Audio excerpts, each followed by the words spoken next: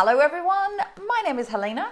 And I'm Kelly. I thought you were saying my name is Kelly. No, that would be confusing for people. We are Speaker Insight, where we help speakers, authors and coaches to build a business on your terms. And as you are joining us, I'm going to remind you, for those of you who are doing this as a hashtag replay, do put a hashtag replay in the comments because we do enjoy a little bit of that. Hi Tally, morning. No? Afternoon. It's all good. We are quite excited about today because we are celebrating. So we always start with the buzz in our business. And the buzz in our business, we would love to know yours. So do let us know what's going on for you. What's intriguing, exciting, inspiring that's happening in your business. Share your news with us. We would love to know. And whilst Kelly's kind of sharing out various things, for those of you who are in the Connection Hub, which is the group where all the conversations take place, please do come and join if you are only watching this on Speaker Insight, because we've got 5,000 members in there. 5,000! We hit our milestone, which is really good. Our planned month that we did it, and we're over. I know, and it's just amazing. So, but we're still running our referral competition until the end of this month. So if you're, I'm going to put the link to the Connection Hub now. So if you're not in there, please come and join us. That's it, or invite friends to, which would be a really, really good thing. And the thing about it is that it's not just a group where you kind of go in once and check out what's happening. There is constant communication and conversation going on in there. And as a speaker, author or coach, anything and everything that kind of sits at the back of your mind to ask questions about or help that you need in some way, pop it in there. And I promise you, somebody somewhere will have a resource or some advice for you that actually kind of works, wouldn't they? Amy's big news is that she has new podcast training available. Oh my word, Amy, that's great. Make sure you put it on our What's Your Offer post this month, Amy, because I know our members are going to love that. Yeah, completely. Absolutely brilliant. Well done. You are just going strength to strength, hon. Good morning to you. I was channeling Amy. That was what it was. Good morning. Right, okay. So other things that are going on, other buzz in our business whilst you share yours. We, of course, have the Stellar event tonight. The Spotlight event for speakers who want to develop your show reels. So we only do this twice a year, so we're not going to be running another one until about March time. So I know a lot of Hub members have said today that they're coming to join us tonight. So we're quite excited. There are some tickets available. I've put the link in if you want to grab a sneaky last minute ticket and meet some Hub members, but also look at some example of good speaker show reels are out there, go through a storyboarding process of how to put yours together and get some real detailed training. And remember, hugs for me, not for Kelly. So I will actually be visiting tonight. I wasn't sure I was going to make it, but I'm quite excited about that. Kieran's doing his usual lunch date with us. Oh, I love a bit of that. What are you having for your lunch? And Sudha says it's the best group ever. Oh, thanks, darling. We really appreciate that. I have an event coming up, another More Than a Vision Board workshop coming up on Sunday, the 29th of September. So for those of you who are in London or close to London, please do come and actually get clear on how you want 2020 to be. I know it seems a bit early, but actually we're only adding 3 months to it, and hitting the ground running is a really good thing. So if you want to take a step back and actually think about what do I want to create, it is a brilliant day for doing that. Even if you only stay for the morning and do that Wonder Space stuff, that's well worth doing. We are quite excited about this one. We created a bit of a stir last time with the hashtag mugshot. So whenever we hit a milestone in terms of the members, we do a little new feature. And we thought we'd actually do a show us your mug.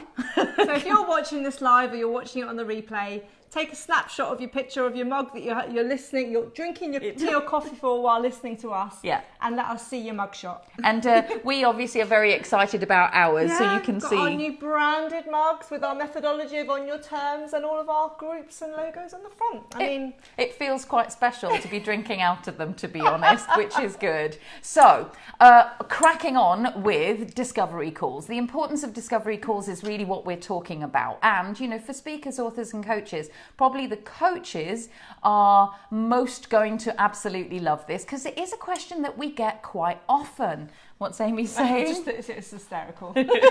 Of Yes, course it we is. are. Oh, yes.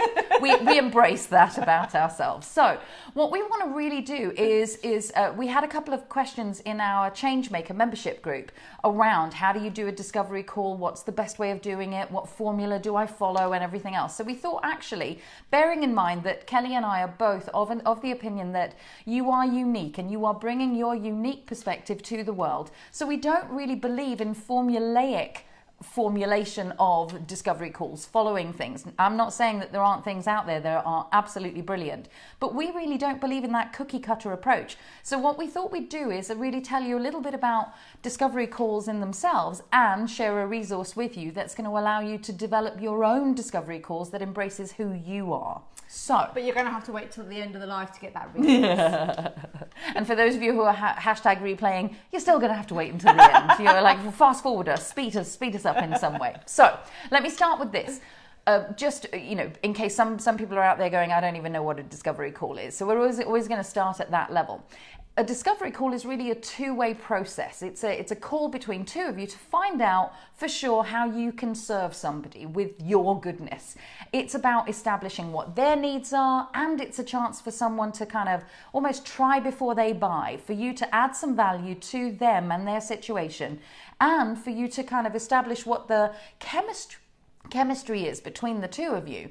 So it's really a chance for you to share what you can do for someone and establish what they might need. And sometimes, even in establishing or asking questions about what they need, they get value, because, of course, that's the nature of coaching and or questioning that allows you to get much clearer about where someone's at and what they actually need.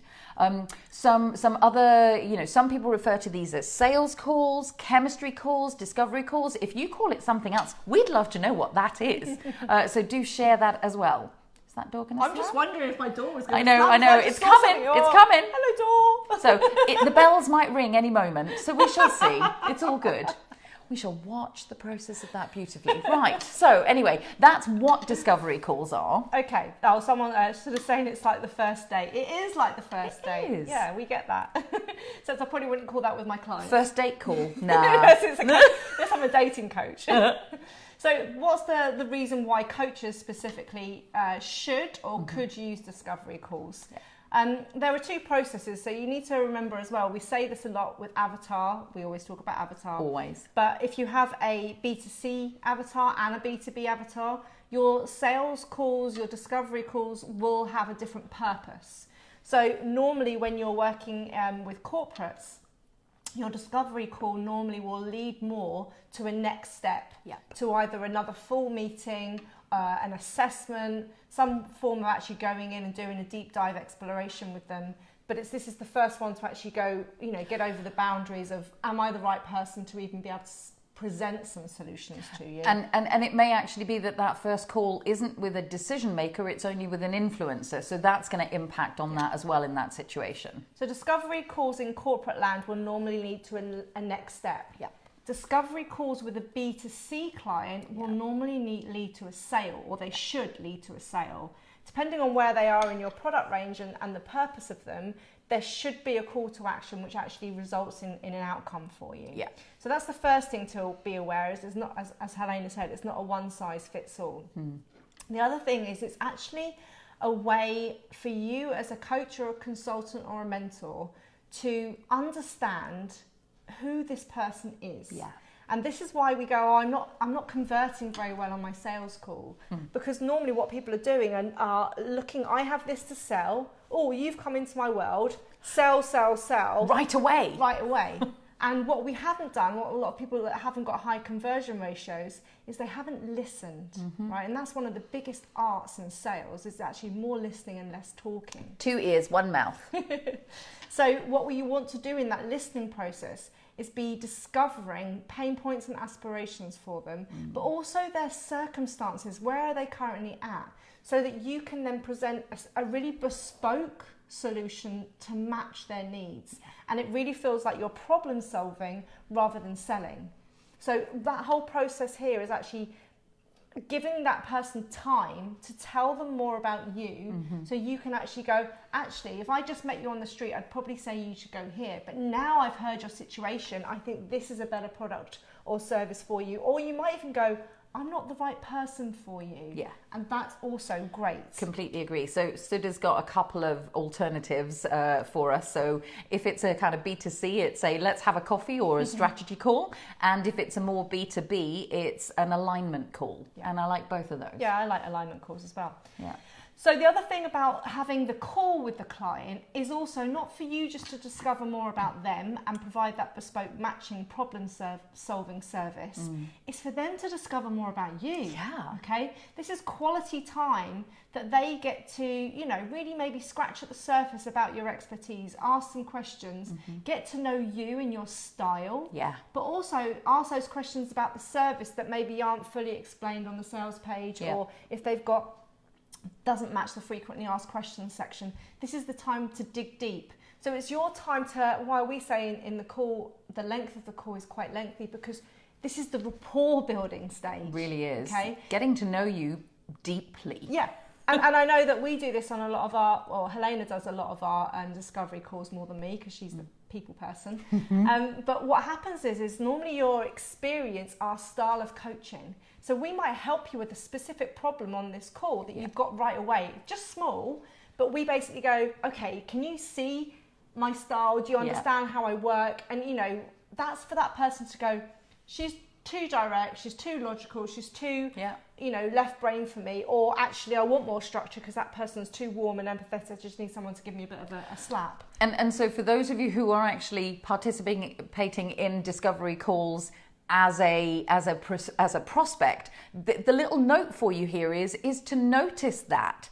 And for those of you who are doing the discovery calls, don't take it personally if people don't like it, because actually it is partly down to style, and the purpose of a discovery call is that chemistry, or the do we gel? Yeah.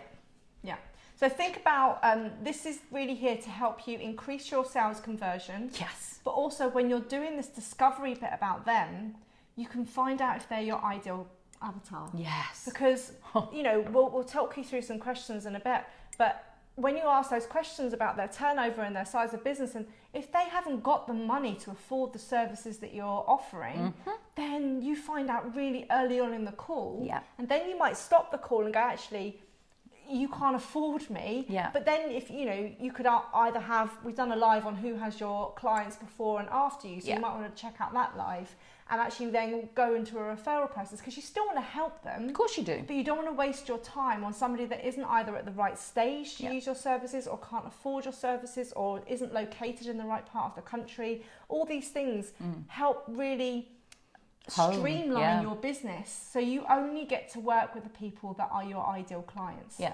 And when you actually do this matching service of a problem solving, your sales conversion ratio goes really through the roof. Yeah.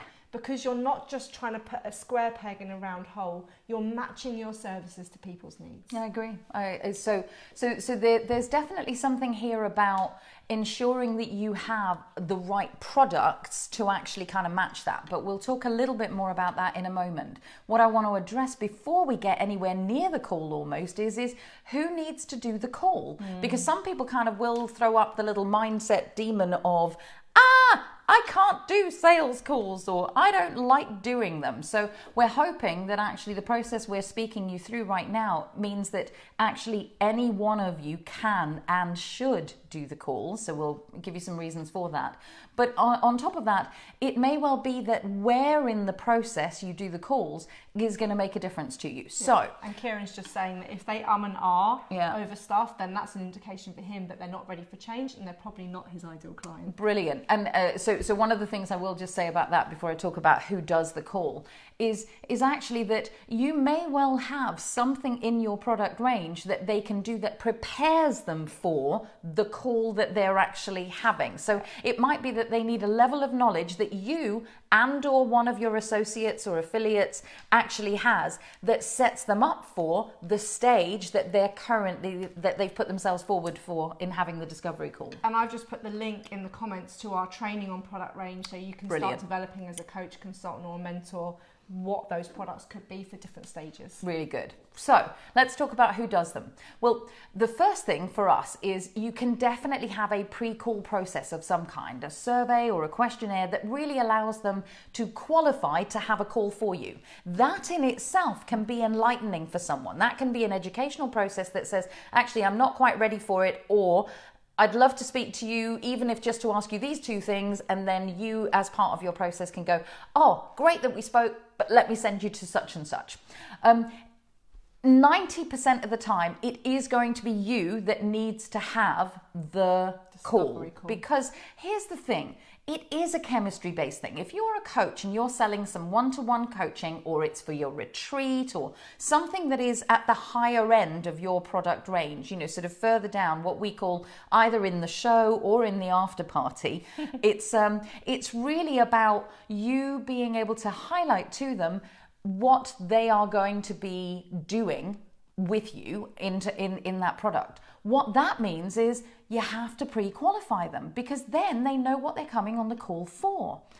Ensuring that you're not wasting your time, the pre-qualification means that you can have some questions in there that mean you can just hit the ground running in the call. So you said on your form XYZ, or actually you said that you wanted to move from this stage to this stage. What have you done about that so far? The pre-qualifying questionnaire can really help you start the questioning process without having to do the whole preamble of, so we're here, and that uncomfortable thing that a lot of people feel like discovery calls are about. It's like, I don't like sales calls. Well, you don't like them because actually you haven't set out what's actually going to happen. If you set out what's going to happen in a discovery call, that transparency will make everybody feel so comfortable. I will hold up my hand and say, on my way to Kelly's this morning, I did actually do a sales call, and I had a great time because, and notice my wording, I had a great time because really it was a discovery for them and for me. And some of that is just down to the framing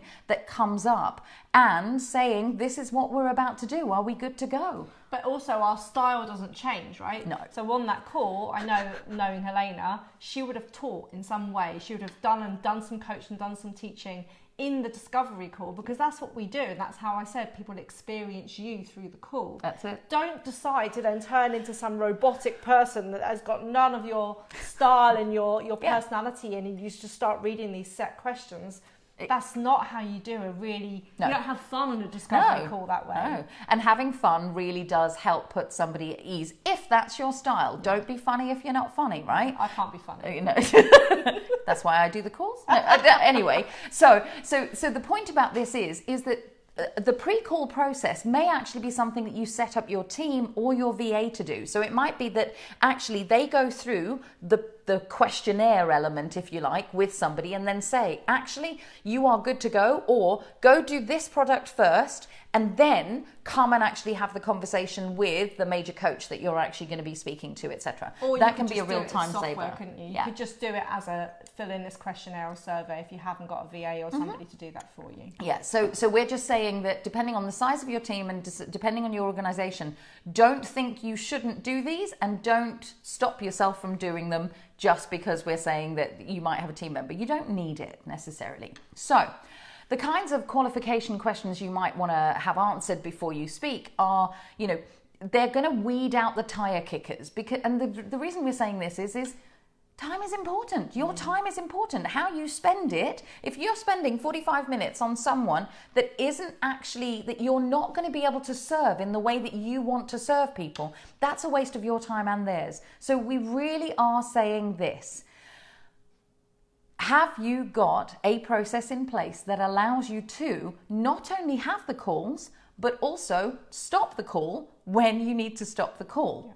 Yeah. And, we obviously want to know if you have got discovery calls as part of your process. Amy says she does an initial discovery questionnaire. Good. That then they set up an appointment and they go through their results with a personal custom plan of action. So it sounds like you do the questionnaire first and then you do the discovery call afterwards. Yeah. So again, a lot of people are in the hub we put them in touch with people that are creating quizzes and assessments. Totally. And that's another great way to get some awareness that they need what you need. And then they can go into the discovery with a little bit more awareness of what might they do next. And that's when you can do this call. And indeed, on the kind of quiz that we actually use, it might be worth putting our quiz in there so people can see where it is. Speaker Insight. Yeah, you've got it. So the reason that we say this is because actually the result of some of those may well be a call with you. And more on tools for making that happen in a little while. But, really, we want to know, are you already doing them? If you're not doing them, what stops you? If you are doing them, what successes are you creating with them? So I'm just trying to read these before they go. So Sudha has one. Make sure it's casual. If it's a call or a face-to-face, how have they filled in the questionnaire beforehand? Good. Amy, yes, you have to be organised or else your entire day will out of control of these types of calls. Yeah. And Sudha says she doesn't meet anyone who hasn't filled in the questionnaire. Brilliant. So I've just put the link to our quiz there, which is a pre-thing for some of us who we do before we do the discovery calls. Yeah. But if we're running the retreat that we've got in a few weeks, then on that we have a survey or questionnaire that you fill in, and then that triggers a discovery call with That's us. exactly it. So that's who does them. Software VA, pre-work, you predominantly are the person that's the best person to sell your services. Definitely. So that they can build that rapport with you and know if you're the because right it's you person. that's going to be delivering the work, right? So how do you do them, right? How do you make them yours? So let's think about where they fit first of all. So sometimes they will be part of your email nurture campaign. I know we've spoken about this before, but say that they've come in from either the quiz we just spoke about or some form of lead gen, and then what you want to happen is for them to build up rapport with you, have virtual cups of coffee via your emails, and maybe at the end of that onboarding nurture sequence, you have a call to action to do the questionnaire, to find out more, to book a discovery call. Yeah. So think about how you can actually be using it in your automated funnel to then bring them to the stage where you actually have a physical meet with them. The importance, as we said before, is you need to qualify them in that pre-work so you're not wasting your time on calls. And that's another question, really. We say a lot of people go, how long should these discovery calls be? We find ours last between 30 minutes and 45 minutes. That's about right. Purely because you're breaking this process down into 10-15 minutes of rapport, 10-15 minutes of value. So delivering your style, answering questions, going through the actual methodology of what's going to happen next. And then you spend 10-15 minutes on the sale and answering any questions they have resulting to that. So it's not a real quick 5-minute jobby. Okay? And you shouldn't approach it like that. Like, you don't do discovery calls for products that are at the bottom of your range. You do them for things that are up at the top of your range. So we're talking like 500, 1,000, 2,000 pound products. These are things that people aren't going to buy on a whim, right? It's not a £10, £20 no-brainer product. I mean, just think about yourself. Would you buy something for £500 or £1,000 without, like, sight unseen? Possibly not, if it's going to be rapport related. Especially if you're working one-to-one with somebody like a coach. The coach's personality style is who you're buying into. Completely. So make sure you have that time, but then also block out times in your diary for half days of discovery calls. So you might do every Monday afternoon is where you tell your VA or your calendar's set up where you have 3 appointments for discovery calls. Therefore, you've got that already in there. People can then use software, which Helena will talk about in a bit, that automatically books them into those slots and there's no conversation needed. That's it. But it's a really good way to make sure that you're structuring your time, but it's also a good way for you to measure the results of how many calls am I doing? Am I on track for my target, for my conversion ratio? All these types of things are really important to know. Where does that process fit in your world? Completely. And then the other thing to be aware of and to be prepared for when you do them is to have the awareness of what you're going to offer them. Completely. So you've got your desired result of what you would like the conversion to be. Like for example, for us, when we have the only real discovery calls we do are for our retreat. Yeah. So we want to sell the retreat to you if it's a good match. Yeah. But if that person isn't ready, they can't afford it, they can't make the dates, whatever it is, we have an array of things, whether it's our membership program, one-to-one coaching with us, Connect and Create days, all these things, or just some of the lives that we've done, that we have links to ready, so we can then suggest them to people if they're before working with us, or the stage we want to. And it could be outside organisations, out of Speaker Insight completely.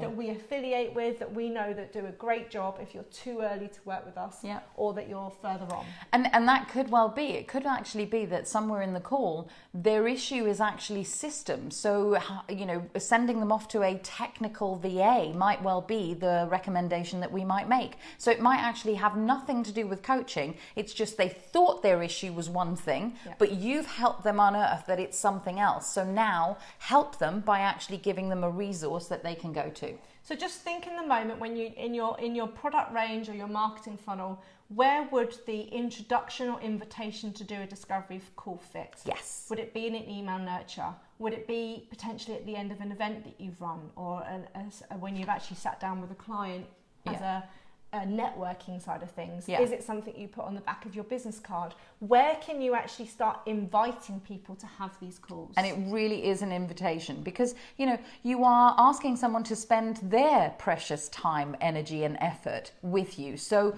it's about really making it a win-win-win for them. I'm just sort of saying she has a mixture of all three: software, short chat via Messenger, or WhatsApp and alignment call. So it's great. It's a great combination of all of them. Yeah. And, it may actually be that for some of you, you limit yourself to only 2 a day or something along those lines, so that your productivity doesn't actually falter, etc. So we're very keen on you putting the structures in place that allow you to have really good discovery calls with people, both the preparation for it as well as the delivery of it. So some of the things that actually kind of work with that, one of our favorite scheduling tools is Acuity, acuityscheduling.com, because it actually allows you to build in those questions and allows you to put the reminders of the calls in. So as Kelly was saying before, if you've blocked out Monday afternoons as your calls, they can literally come, click on it, and then get put through the process of, these are the 6 questions we'd like you to answer before the call, which then makes them think about it. The reminder, you can even set up the reminder to send them the answers alongside the reminder, which is a really good thing. But there are several others that do it, Calendly and all sorts of things that you can actually set up that also make you look more professional. If I'm just save you time. Oh my God, if you've ever gone through that nightmare of, can you do Thursday afternoon at 2:00? Well, I can do Thursday at 4. So blah, blah, blah. And before you know it, it's like you become this. Anyway, let's not just go there. Let's just not go there. So the other thing that you can absolutely use are things like, so for our retreat, on the actual page that explains, on the sales page that explains about it, we have an application process. We tell them the dates, we tell them the price, we say everything about it, but we ask them to fill in the application form. And ours happens to be a SurveyMonkey. Yeah, I've just put the link to our retreat. Hello, just love. So that you can, just so that you can see, you might want to come to the retreat, yeah. But just so you can actually click on the survey button and actually see the questions that we ask. If you do want to come to the retreat, 4th to the 6th of October, there's 1 space left, or 6th to the 8th of March is really the next That's one. the next one. Yeah, so just in case. But you'll see that that's the sort of thing that we've got on there. But that takes you through to a SurveyMonkey questionnaire that's quite in depth, that really just, you can probably do it in, and we will say this, let it be so that they can do it in 5 to 10 minutes. This is the questionnaire to the call. Exactly. Right? So it's not. It gets them thinking. It does. But it's not like, oh my God, I'll put that off because that's 15 pages to complete. Exactly, because you don't want to actually do that. But you do want to understand that if they have spent 5 to 10 minutes doing it, there's a commitment in there already around action taking, and that might help people understand. Yeah, we're both getting on our soapbox right now, I can tell. Just as a side note, so I have a speaker agency called Stellar Speakers, and we get people that want to be managed by speakers all the time. On our process, there is a form that you need to complete. Yeah. It's about 15 pages long, because that means for us that you're really committed, but we want to know every nuance about you before we even look at your profile. Yeah. So that does trigger a discovery call if you're qualifying. but it's just showing I'm actually trying to deter you, exactly, to put you off, when you should really be encouraging people. Yeah, and so this is again that whole thing of, I'm always going to say this, it's all about your 4 intentions. So it's all about the discovery call in itself. If you haven't done a 4 intentions on the discovery call, you need to do that, because you need to understand the purpose of it for you, the purpose of it for them, so that they actually know what to buy into, but you know how to design it. So back to the retreat one, we do as a SurveyMonkey one. So we've said scheduling software in some kind and surveys and questionnaires. If you don't do SurveyMonkey, Typeform I or like Google Typeform, Forms, yeah. Typeform is beautiful. Yeah. But it's really about having those accessed on separate landing pages. So it might actually be that you need some landing page software, or at least that there is a place where that comes from. We highly recommend, we use leadpage.com, so I'll put that in for you. No, .net. .net, very right. Good. And the additional thing that you might also need is your CRM system. So a management system where you can actually put the outcome of the call, because it may actually be, and this happens with me quite a bit, that they go, actually, I want it, but I don't want it until the next set of intakes that you're actually wanting, or actually I'll be ready for that in 2 months' time, and that sort of thing. So you want to have somewhere that you can actually logically, so you don't have to remember it, you want to have somewhere where you can capture that information, and in the meanwhile keep sending them things so that you are front of mind. And if you don't have a CRM system, I've just put the training in to discover which one will suit you best. Very because good. Again, we don't recommend cookie cutter approaches to anything. And so finally, the thing that you must have, so this is a bit like Kelly saying that you need to know what your product range is and where someone is actually ending up, kind of square pegs in round holes, just because they came on a discovery call for a particular product that you were doing, but it shows up as you're talking that actually the triangle product isn't the one they need and they need the circle product instead. Having access to, when you're doing your calls, the call to action page, the sign up page, the process for which they actually sign up to the one product that you've between you agreed on, or is vital. Joining the hub, right? Yeah. If they're not ready and we go, come and access our free training, get developed, connect with somebody else, we'll have the connection hub link ready to go. That's it. And never feel kind of that you need to have it all right there, sort of just 1 second, caller, I'll be actually kind of there. Have those things available to you, but if it shows up in the conversation that organically you need to send them somewhere else, just go, let's just do that in the call right here and now, because they're actually going to be hungry and excited. So make it as possible for them to do the call to action as possible. Right now. So interestingly enough, in the discovery call I was making earlier on, it literally was a case of, look, can you just get your diary out for me? Because we were in real rapport and it was going well. So I'll just sort of say that. And it literally was can you open up your diary? It was the most natural transition into, what are you doing on the 4th to the 6th of October? Look, for what you've been saying, and I summarised the call very nicely for the person, and I just went, this is just an obvious for you. And they went, yeah, it is, and I'm free, so let's do it. And so what did Helena do? As soon as she did that in the car to come here, as soon as she was here, she sent the, joining details, all the stuff like that, the invoice, blah, blah, blah, blah, blah, done. Whilst Kelly was making me a cup of tea. Mugshot. I haven't seen any mugshots. Everyone, show me your mugshots. That's our new feature. Yeah. Okay, so those of you who've been hanging on till the end. Well done. Well done. What we've done here is we've got a download for you, which is actually how to structure the discovery calls, the types of questions you're going to ask, the way to actually make sure that you're matching the service to your client, understanding a little bit about some psychology around selling, like spin selling. So this download guide will basically give you not the cookie cutter. Not the thing of this is question 1, but the types of questions you need to ask for you to pick and choose from, and the reasons why we're saying ask this type of question, get this ready. Yeah. So download that guide, it's completely free. And then work your way through that. And then we'd love to hear any of you watching the replay.